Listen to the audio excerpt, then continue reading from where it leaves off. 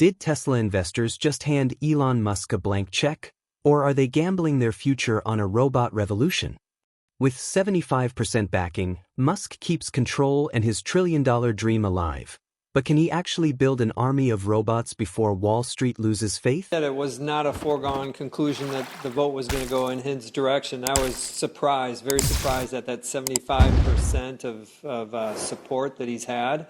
So clearly investors are on his side here. And I think there are two important pieces to that. One, of course, is that it keeps Elon happy. The reason why he's happy is if he wants to build, as he describes it, this army of robots, he wants to be in control of the company. Now, basically, there's no risk that he gets pushed out. So that was one piece. But there's something else that is important related to that 75% in agreement around this pay package.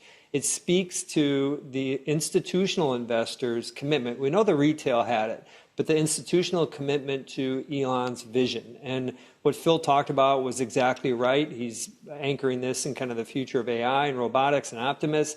But why that's important is that I feel like every quarter there's some disappointment on the fundamentals, some numbers going down in the future, and yet the stock continues to hang in there and go higher. And part of that is because there's investor support for his vision. And I think that was probably my biggest takeaway with so far on the event today, is just that kind of overwhelming support that he does have that's going to make it hard for the stock to go down. Gene, it's Karen. Thanks for being on. One thing I was wondering, if they needs to deliver 1 million robots, and let's say at scale, it's $35,000 each, he could literally just pay $35 billion to meet that threshold, which is only part, but a big part, of the $1 trillion package. Well, I mean, there would be some auditing. There was some expectations around him hitting some vehicle targets in his first pay package, and there was talk about Larry Ellison secretly buying tens of thousands of Teslas so he could hit that target, and that didn't happen. I think that they would figure that out. I mean, conceptually that's possible, but I would be surprised if something like that would happen. And the other piece too is like that $1 trillion package. I mean, this is a bingo card with 24 squares on it, and it's incremental. And so that, I think, is the hardest of the hurdles, the 1 million Optimists in a year. I think that's the hardest of all those.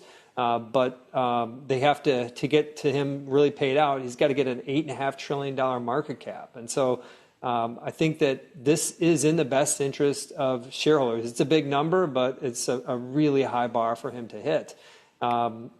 Just to put some quick numbers into perspective, too, Phil talked about that 10 million run rate, the 10 million production rate of Austin doing Optimus. You know, who knows when they're going to get there. But if you assume a $30,000, that's a $300 billion business.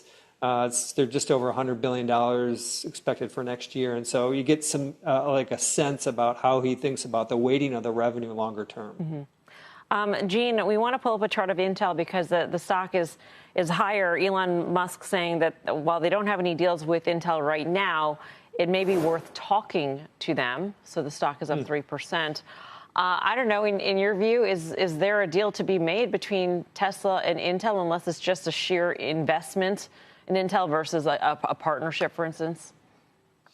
Yeah, that's a head scratcher for me, especially after what happened with Intel and Nvidia. And I think Nvidia kind of helping essentially prop up Intel. This is a few weeks ago.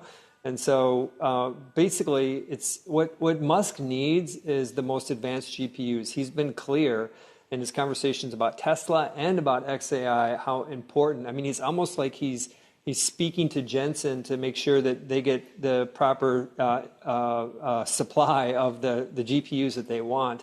When it comes to Intel, it's just such a light year gap in terms of the technology between what they're offering, and I just struggle in terms of what Intel's really going to bring to the table that's going to help Tesla.